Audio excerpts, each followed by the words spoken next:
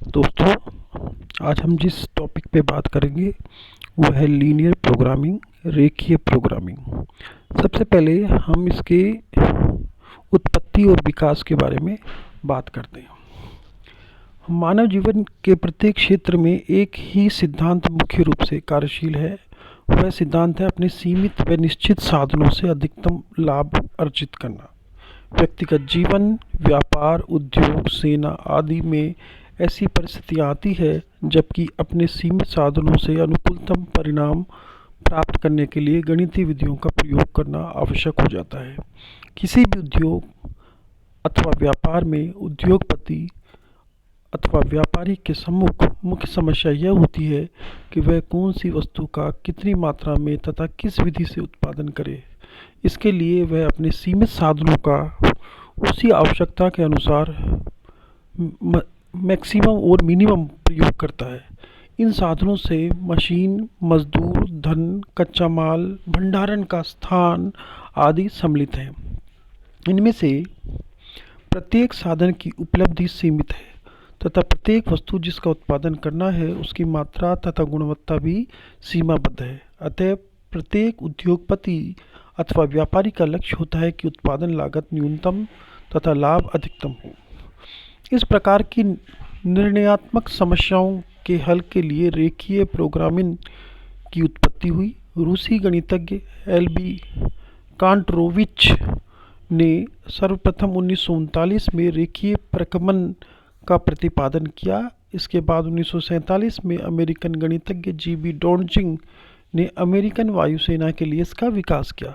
इसकी महत्ता एवं उपयोगिता को ध्यान में रखते हुए अनेक अर्थशास्त्रियों टी.सी. कूपमैन, आर. डॉफमैन, डब्ल्यू. कूपर आदि ने रेखीय प्रोग्रामिंग के उपयोग एवं विकास में महत्वपूर्ण योगदान दिया।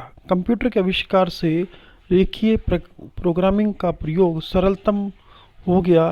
निर्णयात्मक समस्याओं को उचित हल निकालने के लिए जिन गणितीय तकनीक का प्रयोग किया जाता है उनमें से रेखीय प्रोग्रामिंग अनुप्रयोग एवं आकलन की दृष्टि से सर्वोत्तम अनुकूल विधियों में से एक है।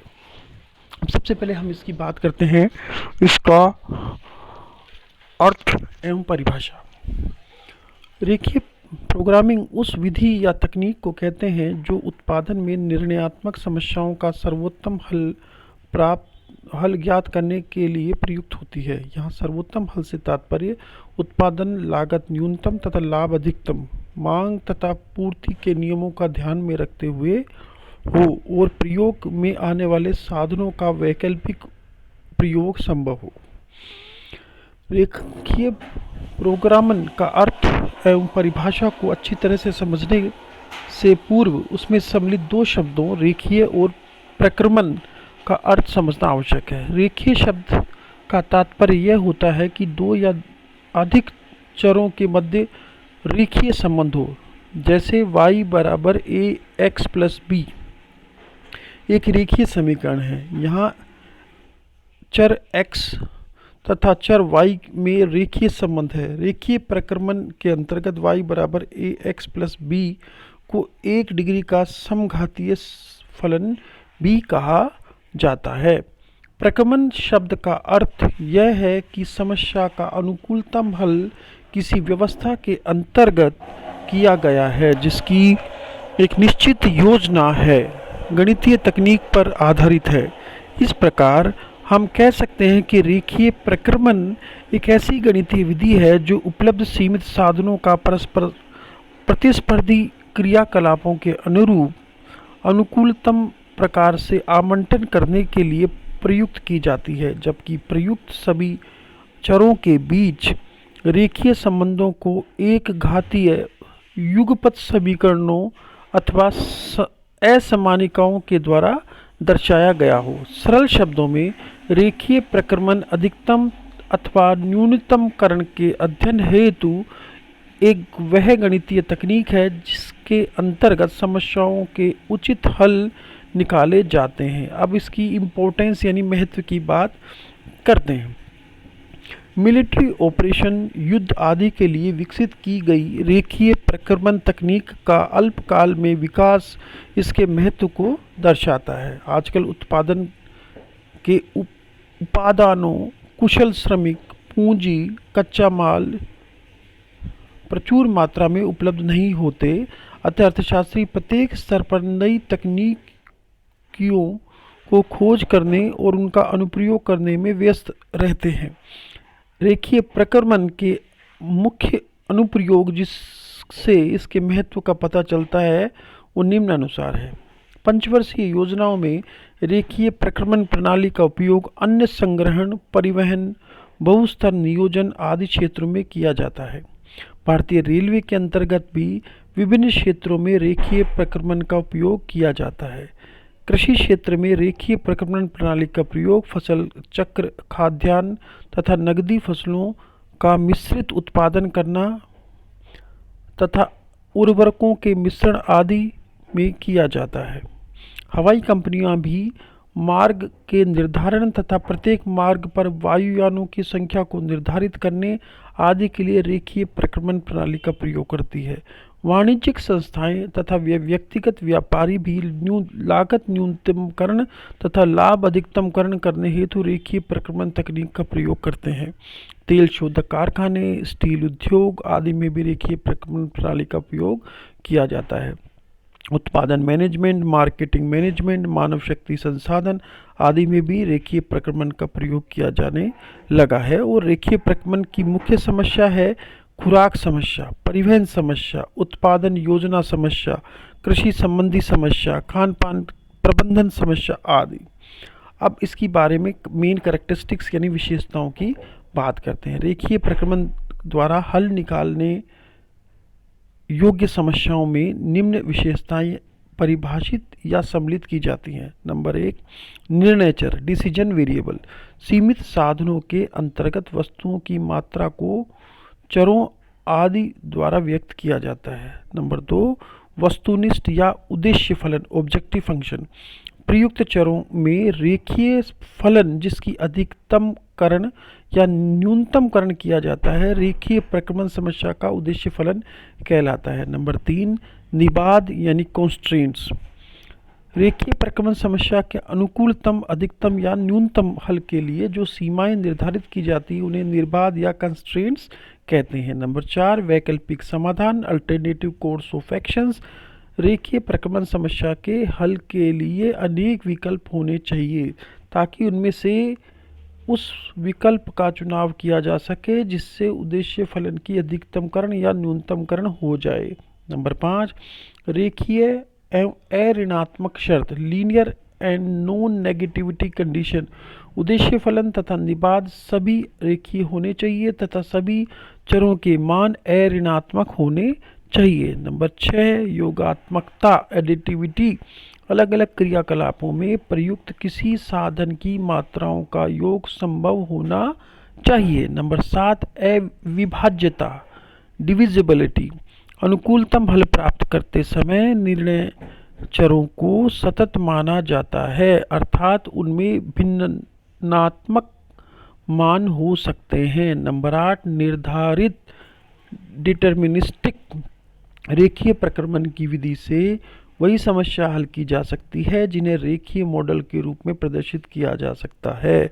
यहाँ यह माना जाता है कि मॉडल गुणांक, मॉडल कोफिशिएंट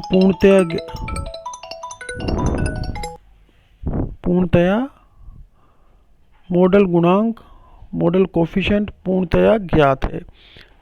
रेखीय प्रक्रमण की सीमाएं, लिमिटेशंस ऑफ लीनियर प्रोग्रामिंग, रेखीय प्रक्रमण तकनीक के अंतर्गत चरों में रेखीय संबंध की प्रकल्पना की जाती है जबकि व्यवहार में इस प्रकार का संबंध नहीं पाया जाता। नंबर 2, वे समस्याएं जिन्हें चर योग्य एडिटिव नहीं है उनका हल इस तकनीक से नहीं किया जा सकता। नंबर 3, इस तकनीक की संकल्पना प्रतिफल निरंतर प्राप्त होता रहता है, यथार्थवादी नहीं है। नंबर 4, कभी कभी रेखीय प्रक्रमण तकनीक द्वारा प्राप्त उचित हल फर्म कंपनी के लिए उपयोगी नहीं होता। अब रेखीय जो प्रोग्रामिंग समस्या का जो गणितीय रूप फॉर्मुलेशन है वो कैसे किया जाता है उसके बारे में हम बात करते हैं। विभिन्न परिस्थितियों में किसी समस्या को रेखीय प्रक्रमण विधि से हल करने के लिए उसे गणितीय रूप में प्रदर्शित करना आवश्यक है। रेखीय प्रक्रमण विधि की से समस्या जिसका हल करना है को समीकरण रूप में अर्थात गणितीय रूप में लिखना रेखीय प्रक्रमण समस्या का सूत्रीकरण कहा जाता है। चरण 1, दी हुई सूचना के आधार पर अधिकतमकरण करना है या न्यूनतम करना है, इसका निर्धारण कीजिए।